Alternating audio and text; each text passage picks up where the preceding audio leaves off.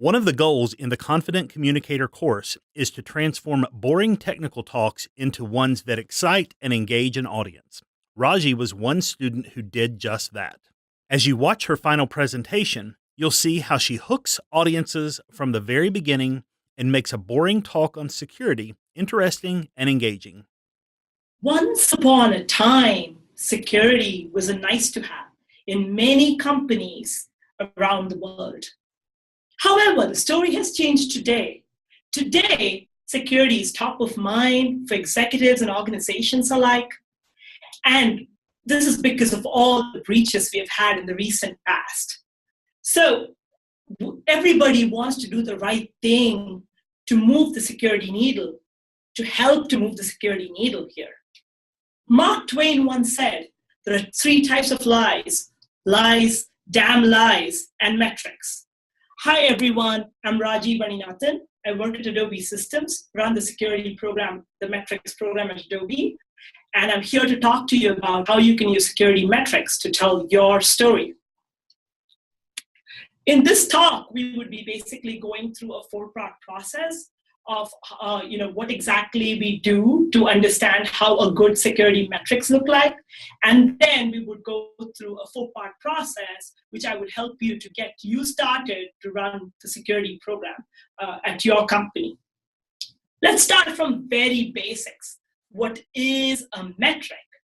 A metric is defined as, dictionary definition of a metrics is really about a value being measured or results obtained from it.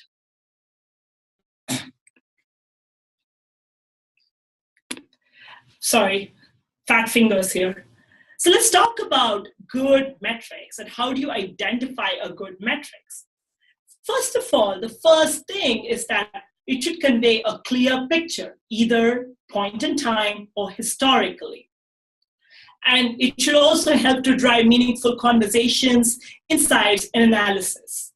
When I was running the program at Adobe, it was like pulling teeth to get people to give me metrics which showed problem areas. Everybody was out of their box, ready to give us metrics which were showing all good progress they had done and all of the great work.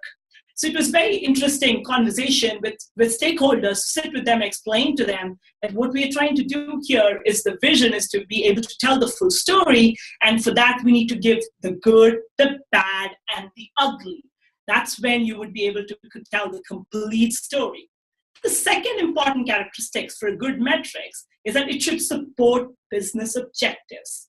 So when I started to run the program, and a lot of people started reaching out to me, a lot of data-loving people started reaching out to me, giving a lot of different metrics I need to measure. And then I started having conversations saying, okay, let's stop here and talk about what are we trying to measure. The question I got was, why are we asking this question? This is just a great metrics to measure. It's easy to measure. Let's put it on the dashboard.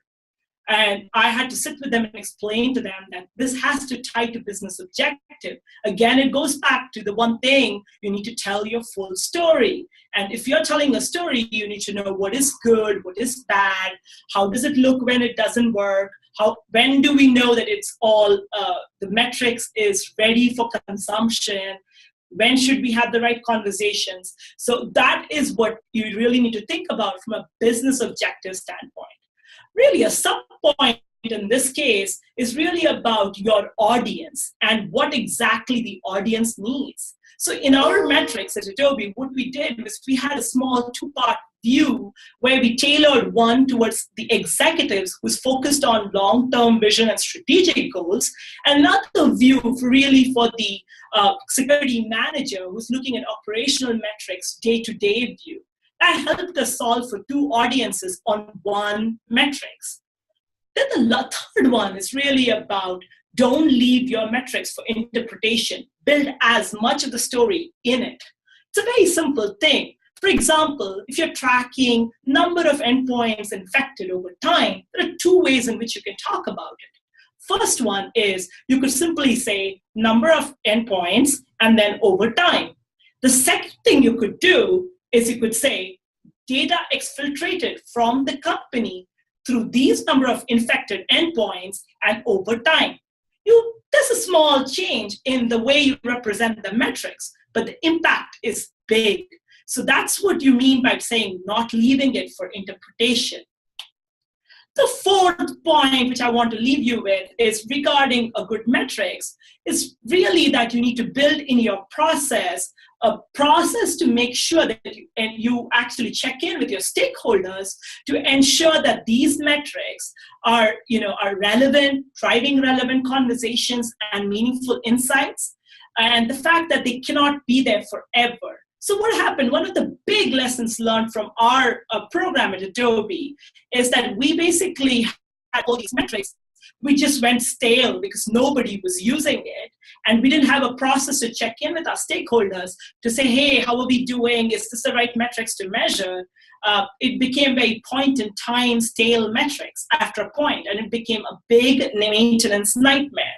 So the fourth cautionary point I want to leave you all with is that to build in that process within your overall metrics program, to check in with the stakeholders, to see how relevant it is, and make whatever changes is necessary to, again, continue to tell the story we are trying to build. And actually, so I understand you're all really, really excited about this metrics, the story you're going to say. So I'm going to leave you with a 4-part process, really quick, to think about how to get started, really.